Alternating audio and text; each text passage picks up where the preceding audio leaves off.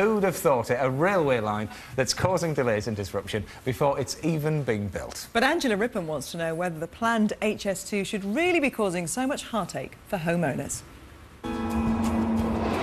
The planned route for the new high-speed rail link to the north of England, HS2, has been announced, and the expected controversy and debate has ensued.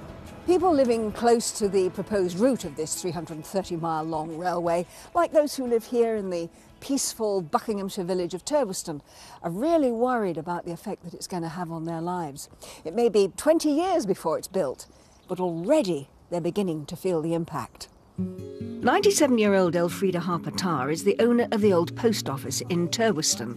But due to ill health, she had to move into a home, and the family now need to sell her house to fund her care.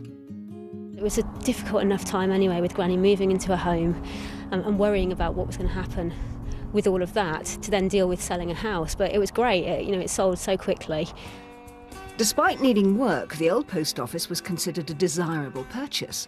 Local architect David Babister had great plans to turn it into a family home. It's Grade 2 listed, so all the works would be sympathetic to the age of the house. Because you're an architect, you know exactly what you're doing. I like to think so, yes. And you got planning permission for all of this, didn't you? But David's plans were soon to be derailed by the Woolwich. David, the estate agent put a value of £275,000 on this property. That's right. When you applied for your mortgage, what did the mortgage company say it was worth? The mortgage company came back with a valuation of zero. Well, the first thing we thought was absolute shock, really. When the surveyor came out to look at the property, he said, you know, this property is blighted by HS2. We thought, OK, they might offer us a little bit less than we wanted to borrow, but we certainly didn't expect a valuation of zero. For both families, this situation is far from ideal. Fiona, you want to sell it. David, you want to buy it. You must be feeling so frustrated. Well, yes. I mean, we've got nowhere to go with it, really. Granny was so pleased to see it going to someone who wanted to stay in Turweston and give some life back to the village. So knowing all of that, to find that we can't carry on with the transaction that both of us wanted is just really frustrating.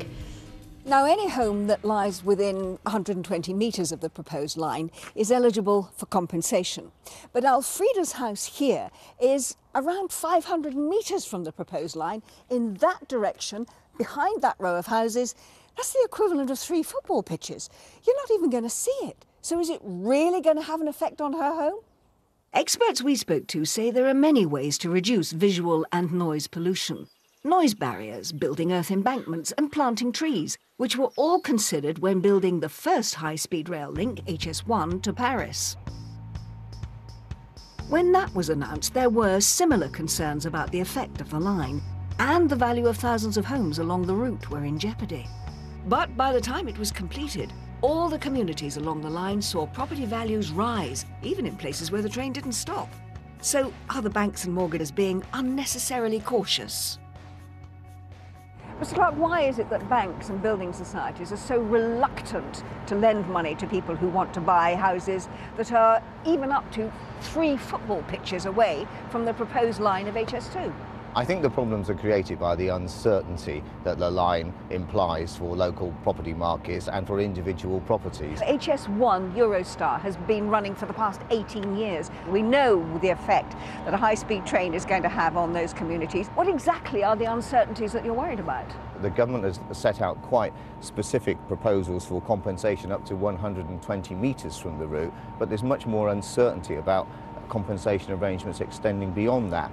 So how do you answer the criticism that by taking the action that you are at the moment, you are artificially keeping house prices down? Well, I don't think we're taking an action at the moment. Inaction then, by not giving the money. Mortgage lenders are dealing with applications to lend on property along the route, and they're taking into account all the relevant factors. The Woolwich have told us that they made a mistake in the valuation of the old post office and that it does have a value. They claim HS2 is not the sole reason for their low valuation, but included other factors like the condition of the property, which meant that they were not willing to lend. Elfrida's family have applied under a second government scheme, set up to consider compensation for houses affected by HS2 that are more than 120 metres away from the line. But they won't know if they've been successful for some time. What's going to happen to this house, Fiona? Well, it's going to just fall into disrepair because no one can do anything with it. This house has been here since the 17th century and it now looks as if HS2 will see the end of it, which is just so sad for everyone. Well, let's just hope everything can get sorted for Elfrieda's family, and of course so many families that are going through the same up and down the length of the proposed line. Yeah.